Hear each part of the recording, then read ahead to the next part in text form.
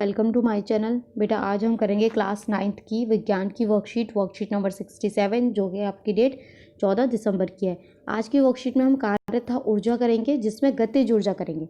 गतिज का मतलब ही आपको समझ में आ गया होगा। गतिज का मतलब गति से, जो गति से हमें ऊर्जा मिलती है, गतिज ऊर्जा। जब एक वस्तु गति करती है तो हम कह सकते हैं उसमें गतिज ऊर्जा है। अतः एक वस्तु यदि विरामावस्था में होती है तो उसमें कोई गतिज ऊर्जा नहीं होती। यानी कि कोई वस्तु, विराम का मतलब एक जगह पड़ी हुई है, रुकी हुई है, तो उसमें गतिज ऊर्जा नहीं होगी। जैसे बहता हुआ जल, लुढ़कता पत्थर, बंदूक से निकली गोली, ये क्या है? ये बेटे गतिज ऊर्जा के एग्जाम्पल है। ठीक है, बहता हुआ जल, अब जल जो है वो बह रहा है, ठीक है। लुढ़कता हुआ पत्थर वो अपने पोजीशन चेंज कर रहा है। बंदूक से निकली हुई गोली। अब गतिज ऊर्जा क्या है उसकी डेफिनेशन देख लेते हैं। किसी वस्तु की गति के कारण उसमें उपस्थित ऊर्जा को गतिज ऊर्जा कहते हैं। गतिज ऊर्जा को प्रभावित करने वाले क्या कारक हैं? वस्तु का द्रव्यमान, यानी द्रव्यमान कम ज़्यादा होगा तो गतिज ऊर्जा पर असर पड़ेगा, और वस्तु का वेग अगर अधिक होगा तो अधिक गतिज ऊर्जा होगी, कम होगा तो कम होगी। अब गतिज ऊर्जा का गणितीय समीकरण बताया हुआ है। हमने कोई वस्तु ली जिसका द्रव्यमान m ले लिया और u वेग गति से, वो वेग गति से चल रही है। बल लिया F, ए आपका त्वरण है। v क्या है? यानी कि वो इनिशियली प्रारंभिक जो उसका वेग था वो u है, और अंतिम वेग क्या है? v है। और s उसने दूरी विस्थापित की है, यानी कि दूरी अपनी चेंज की है। कार्य का फॉर्मूला होता है W = फोर्स इंटू डिस्प्लेसमेंट, ये हमने पहले पढ़ रखा है। अब हम गति का जो दूसरा नियम है वो जानते हैं। F बराबर m में होता है। F की जगह m में रख दिया मैंने।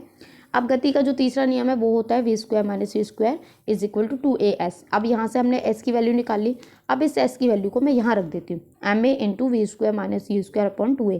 यहाँ से आप w देखेंगे, आप w निकलेगा ½ m v² - u²। v क्या है? आपका अंतिम वेग, और u क्या है? आपका प्रारंभिक वेग।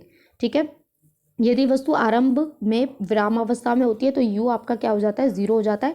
तो आपका फॉर्मूला बन जाता है ½ mv²। ठीक है, तो ये बस वही दे रखा है कि विराम अवस्था में होती है तो गतिज ऊर्जा क्या होती है? आपकी 0 होती है।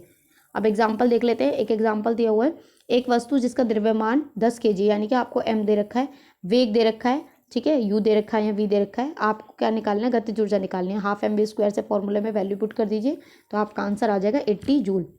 अब आप देखिए, सेकंड है आपका एग्जाम्पल। एक कार है, उसकी गति 30 km/h से 60 किलोमीटर हो गई, चेंज हो गई। तो आपकी जो गति चेंज हो गई, ये आपका हो गया u और ये आपका हो गया v। ठीक है, बल निकालना है, यानी कि आपको बल निकालना है, इनडायरेक्टली फोर्स निकालना है, और उसका द्रव्यमान यानी कि आपको m भी दे रखा है। आप कैसे निकालेंगे? देखिए, पहले तो ये km/h है, इसको मीटर पर सेकंड में चेंज करेंगे। ठीक है, u को और v को तो 5/18 से गुणा करेंगे तो आपका u ये हो जाएगा, v ये हो जाएगा। जो किया गया कार्य होता है, हमारा कार्य निकालते हैं, वो हमारा होता है गतिज ऊर्जा में परिवर्तन। अंतिम गतिज ऊर्जा माइनस प्रारंभिक गतिज ऊर्जा, यानी कि ये वाला फॉर्मूला। तो W = ½ m आपका कितना है? 1500, और आपका ये आपने निकाल लिया था v 15/3, और आपने u भी निकाल लिया था, माइनस करेंगे तो आपका आंसर ये आ जाएगा। चलिए क्वेश्चन देख लेते हैं। फर्स्ट है, गतिज ऊर्जा को परिभाषित कीजिए और उसका सूत्र भी लिखिए। ठीक है, बहुत ईजी है। गतिज ऊर्जा का आप यहाँ से डायरेक्ट इसका, यहाँ से फर्स्ट का लिख लेंगे और इसका सूत्र लिख लेंगे। E = ½ mv²। के बेटा काइनेटिक एनर्जी बोलते हैं इंग्लिश में, इसलिए इसको सिंबल के लिख देते हैं। ठीक है, ये इसका फॉर्मूला भी हो जाएगा। चलिए सेकंड क्वेश्चन देखते हैं। एक गैराज में खड़ी कार की गतिज ऊर्जा कितनी होगी? तो कार की गतिज ऊर्जा आप लिखेंगे, कार की गतिज ऊर्जा 0 होगी। ठीक है, क्योंकि वो खड़ी हुई है। जब वो खड़ी है तो उसमें तो कुछ गति नहीं हो रही, गति नहीं हो रही, तो गतिज ऊर्जा कहाँ से हो जाएगी?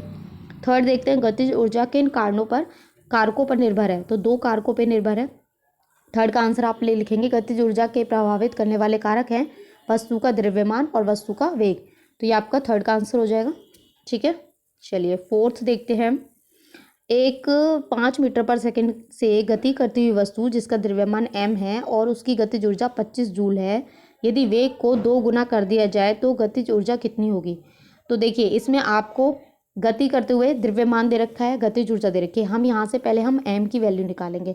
½ mv², इसको हम रखेंगे, गतिज ऊर्जा दे रखी है 25 जूल।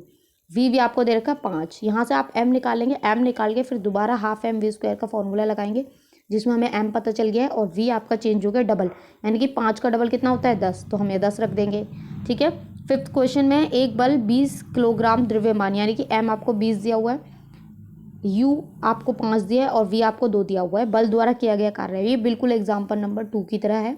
ठीक है, चलिए हम इनका आंसर सब देख लेते हैं।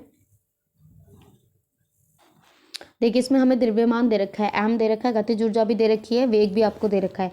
आप गतिज ऊर्जा की जगह 25 रखेंगे, half M V square, M V की जगह 5 रखेंगे, यहाँ से आपकी एम की वैल्यू आ जाएगी 2 kg।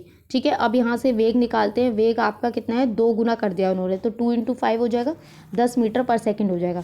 तो गतिज ऊर्जा क्या निकालेंगे, हाफ एम वी स्क्वायर। उन्होंने पूछा कि जब हम इसको डबल कर देते हैं तो गतिज ऊर्जा क्या होगी, तो हाफ हो गया, एम आपका 2 निकल गया तो 2 रखा, वी आपका डबल हो गया 10 हो गया, तो 2 से 2 कट गया, 10 का स्क्वायर करेंगे 100 जूल आपका आंसर आ जाएगा। फिफ्थ आपका जो क्वेश्चन है, द्रव्यमान आपको दे रखा है, एम और यू दिया है, वी दिया है। कार्य कैसे निकलता है, गतिज ऊर्जा में परिवर्तन, यानी कि अंतिम गतिज ऊर्जा माइनस प्रारंभिक गतिज ऊर्जा। ठीक है, half M V square minus half M V square, half M common ले लिया, V square minus U square, half हो गया, एम की जगह 20 रखेंगे क्योंकि 20 है आपका, वी आपका कितना है 2 है, और आपका यू कितना है 5, 2 का स्क्वायर करेंगे 4, 5 का स्क्वायर करेंगे 25, तो ये माइनस करेंगे तो 21, और जब इसको मल्टीप्लाई करेंगे तो -210, माइनस में आएगा आपका आंसर जूल। ठीक है, माइनस में भी आ सकता है आंसर, क्योंकि हमने लास्ट वर्कशीट में पढ़ा था कि जो आपका कार्य है वो पॉजिटिव भी हो सकता है, नेगेटिव भी हो सकता है। तो यहाँ आपकी वर्कशीट कंप्लीट होती है। आई होप आपको अच्छे से समझ में आई हो। तो प्लीज़ चैनल को लाइक करें, सब्सक्राइब करें, कमेंट करें। Thank you.